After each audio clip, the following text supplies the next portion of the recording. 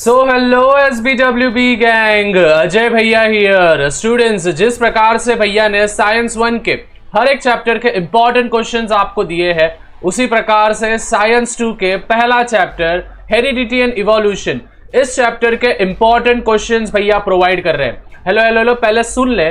पहले तो आप सभी को इस चैप्टर के कंसेप्ट्स अच्छे से करने हैं और फिर ही उसके बाद आप इस चैप्टर के इंपॉर्टेंट क्वेश्चंस यानी कि ये वीडियो देखना, जिससे कि आपको एक सेंस मिले कि कौन से क्वेश्चंस इंपॉर्टेंट है और वही क्वेश्चन जो मैं आपको देने वाला हूं वो लर्न करके एग्जामिनेशन में जाना।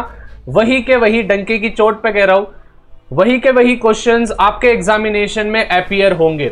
उससे पहले स्टूडेंट्स, जरूर नीचे यार चैनल को प्लीज याद से सब्सक्राइब करके रखना है, क्योंकि आने वाले दिनों में आपके लिए ऐसे ही वीडियोस बनेंगे। और एट द सेम वे नीचे 300 लाइक्स कर देना है। इस वीडियो का टारगेट दे रहा हूं मैं 300 लाइक्स। और अगला वीडियो आपको किस चैप्टर पे चाहिए प्लीज याद से कमेंट कर देना। आई होप आपने तीनों चीजें कर दिए होंगे।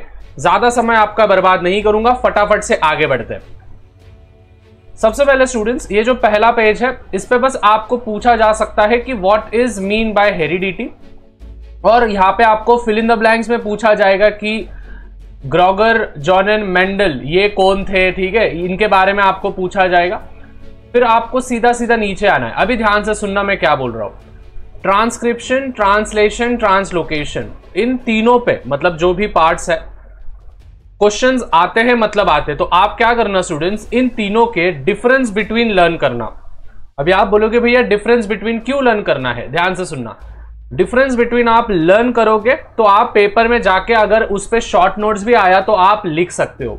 और difference between most of the times एक तो ट्रांसक्रिप्शन, ट्रांसलेशन पे पूछा जाएगा, नहीं तो ट्रांसलेशन और ट्रांसलोकेशन पे पूछा जाएगा। तो most of the times difference between ही पूछा जाता है, तो वो टिक करके रखना है। उसके बाद स्टूडेंट्स यहां पे आपको करना है which is information about protein synthesis is stored in the DNA and synthesis of appropriate proteins as per requirement in the necessary body. The proteins are synthesized by DNA through RNA और इसी को हम कहते हैं central dogma. तो students please ये जो चीज है इसको टिक करके रखना है, ये 1 मार्क के लिए आपके पेपर में आ सकता है। उसके बाद स्टूडेंट्स ट्रांसक्रिप्शन, ट्रांसलेशन, ट्रांसलोकेशन के बारे में बता दिया आपको। फिर स्टूडेंट्स उसके बाद यहां पे any nucleotide of a gene changes its position that causes a minor change which is nothing but mutation। तो म्यूटेशन पे भी आपको क्वेश्चन आता है 1 मार्क के लिए। क्लियर है यहां तक? आगे बढ़ते हैं। इवोल्यूशन पे most of the times question नहीं आते हैं, तो आप उसको छोड़ सकते हो। अभी एविडेंसेस में से कौन से एविडेंसेस सबसे ज्यादा बार पूछते हैं, तो सबसे मेन जो है स्टूडेंट्स वो है मॉर्फोलॉजिकल एविडेंस। मॉर्फोलॉजिकल करना है, एनाटोनॉमिकल मत करो, कोई दिक्कत नहीं है।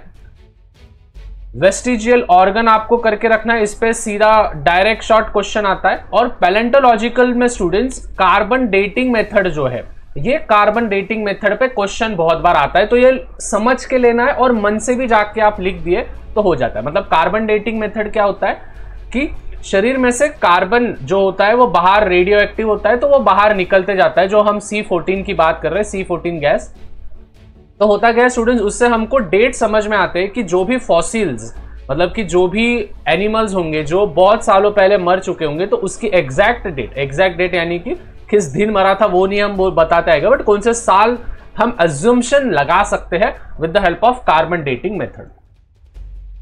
तो यहाँ पे इनको रेडियो कार्बन बोल के इनको नोबेल प्राइज भी अवॉर्डेड किया गया था, तो ये आप देख सकते हो। फिर सीधे सीधे नीचे आना है, एम्ब्रायोलॉजिकल पे भी क्वेश्चन आ सकते हैं।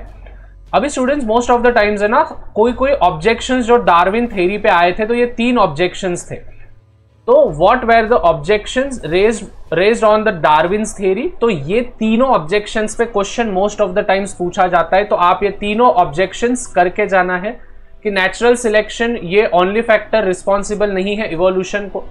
डार्विन ने मेंशन नहीं किया था और एक्सप्लेन नहीं किया था यूजफुल और यूजलेस मॉडिफिकेशन। वैसे यूजफुल और यूजलेस मॉडिफिकेशन से एक चीज याद आई, लेमार्किज्म। जी हाँ स्टूडेंट्स, लेमार्किज्म ये बहुत इंपॉर्टेंट है। लेमार्किज्म आपको बहुत बार आपके पेपर में दिखा जाएगा।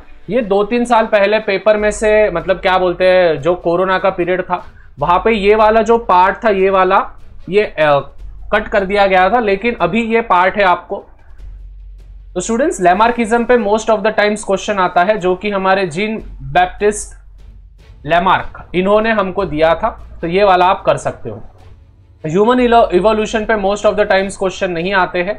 आप क्या करना है students, complete the flow chart. ये जो फ्लो चार्ट है ये प्लीज करके रखना, ये पेपर में आएगा मतलब आएगा 100%, आपके यूनिट टेस्ट में तो दिखता ही है, ठीक है। फिर उसके बाद ये यहाँ पे का लैमार्किज्म हो गया, फिर जैसे मैंने बोला इवोल्यूशन हो गया और एम्ब्रॉयलॉजी हो गया, तो ये तीनों आपको टिक करके रखने हैं। डिफाइन हेरिडिटी, ठीक है। फिर उसके बाद आपको वेस्टिजियल ऑर्गन्स मैंने पहले ही आपको टिक करके दिए, तो वेस्टिजियल ऑर्गन्स, और फिर नीचे आओगे तो इसमें से देखो कौन से करने हैं क्वेश्चन आंसर्स में से।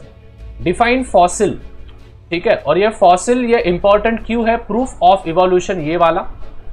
फिर उसके बाद explain the process of the formation of the complex protein, at the same way right evolutionary history of modern man. तो ये वाले जो 3 है स्टूडेंट्स, ये 3 प्लीज आप करके रखना जो कि आपके पेपर में आएंगे। आई होप स्टूडेंट्स पहले चैप्टर के जो भी इंपॉर्टेंट क्वेश्चंस थे वो मैंने सभी के सभी आपके सामने एकदम अच्छे से एक्सप्लेन किए हैं।